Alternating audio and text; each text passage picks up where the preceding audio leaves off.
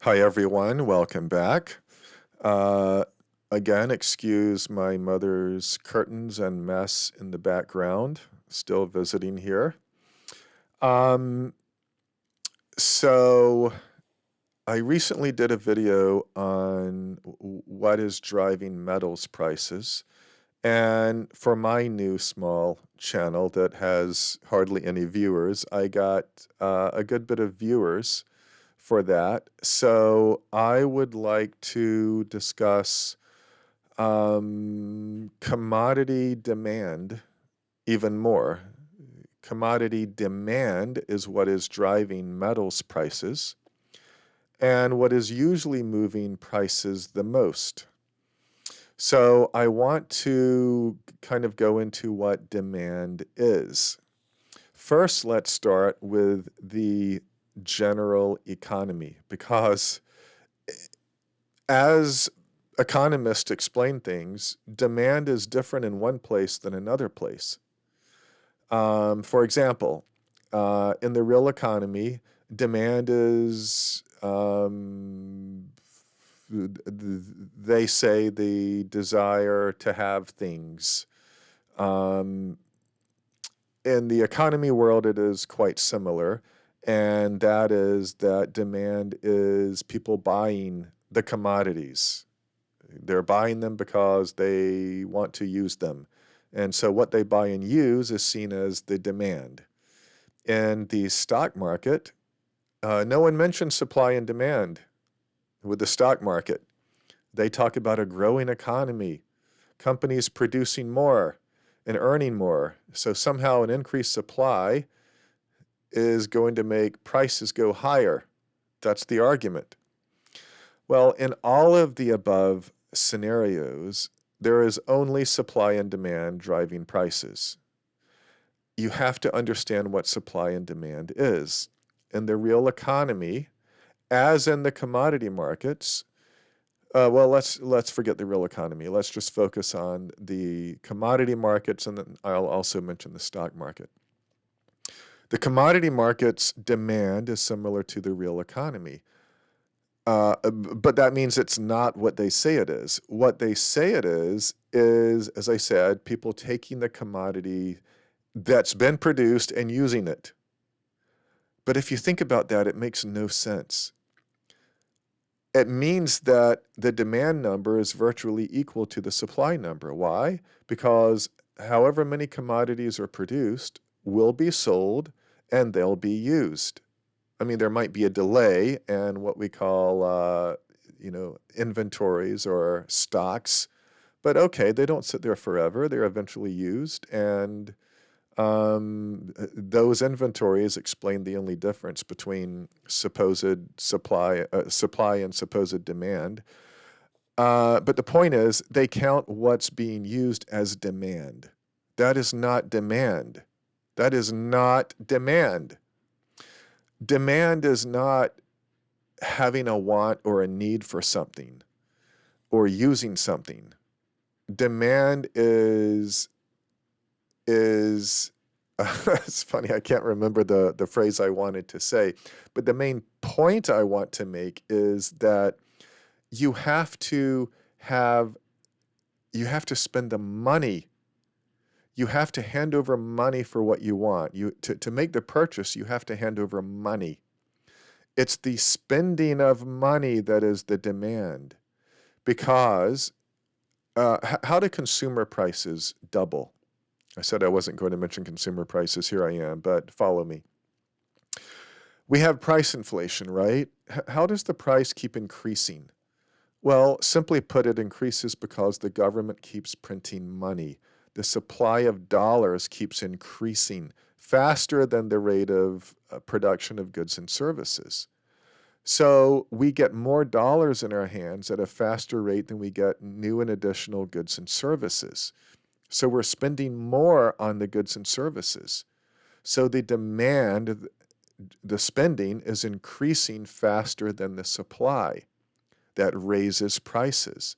It's no different in the commodity. Well, no, my point was, if the price of something doubles, but the supply remains the same, say automobiles.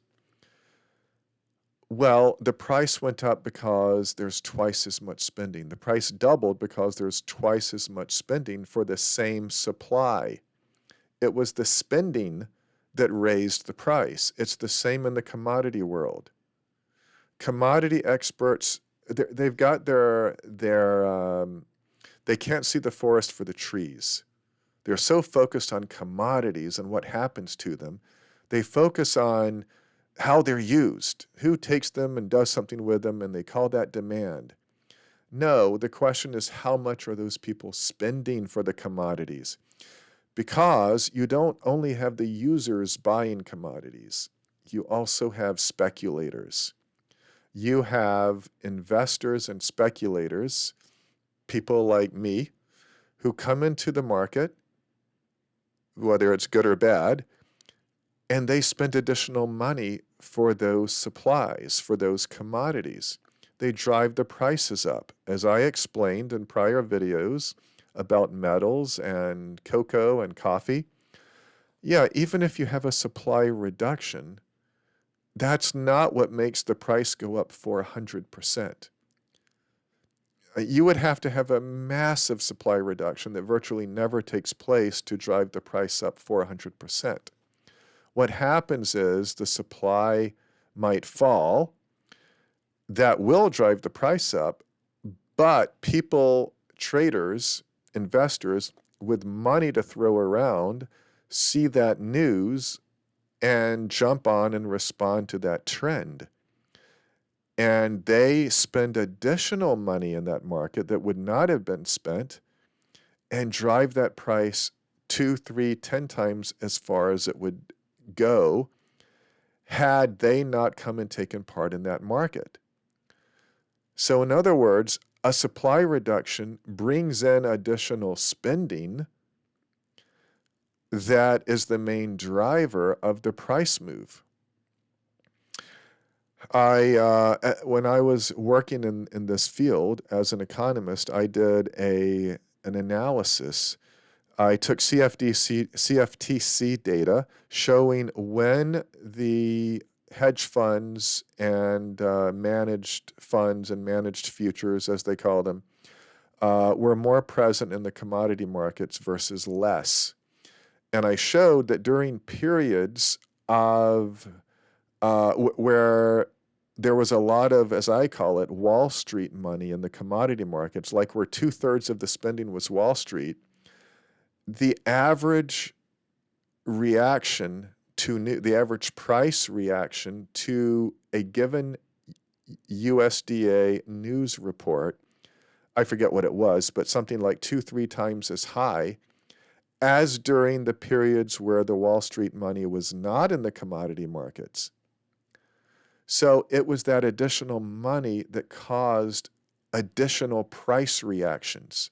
Similarly, I'll point you to the 1950s and 60s for crude oil, where there was a ton of global goings-on, where I can't think of it now, not the Strait of Hormuz, the Strait of, a major shipping lane in where Africa and the Middle East meet, took place. It was attacked and closed, and you had many other events, many other geopolitical events in the Middle East that today would spike oil prices tremendously. But during those periods where we were on the gold standard and commodity prices were pretty flatlined and you didn't have the money sloshing around that you have now, you had almost no price reaction to those major global geopolitical events. Today, any little tiny thing can send crude oil up 10% for no reason, or for hardly any reason. So it's the money sloshing that causes a greater reaction to the news. But back to the point at hand, it's the money, it's the spending that is demand. Using something doesn't cause the price to change. A price is a monetary amount. It's a currency amount. The usage is in number of units. So you have supply in number of units, and according to the professional commodity economists, demand is in number of units. So if both supply and demand are in number of units, where do you get a monetary price out of that? You don't. According to those professional economists, you can have, and I've shown this, I've shown the data, you can have the same supply and demand numbers in one year versus another year, and the price could be double in one of those years relative to the other year. Nothing changed, but the price is double. Nothing changed in terms of their physical supply and demand numbers, but prices doubled and then came back and halved again. I can think of particular situations where that happened. They can't explain it. They don't try. They never have. They'll say stupidities like, oh, it was China, even though China doesn't buy the commodities, things like that. Stupid things. You don't get a monetary price from two physical magnitudes. You have to have a monetary component. So the correct supply and demand factors for commodities is you have supply in physical units. That part's correct. The supply is the supply. It's the number of units produced. But the demand is, instead of being the number of units sold, which is just the flip side of the number of units produced, it is instead the amount of money spent to buy that production. Because for the same amount being bought, you could spend $5 one year or $10 the next for the same quantity of units. So it is monetary demand that is the real demand that sets prices. Just earlier today at lunch, I saw a video on YouTube on an interview with a long-term career trader at the big agricultural commodity houses. And he was explaining what drives prices. And in discussing demand, he mentioned the usual things. And he basically pointed to global population. You know, what's the population? How much do they need? How much are they going to use? Well, he was from Argentina. In Argentina, in his own country, for last century, you had grains prices rise on average 4 quadrillion %. How can they rise 4 quadrillion %? Because they had hyperinflation. And so the money was being printed like there's no tomorrow, and the price of everything went up 4 quadrillion %.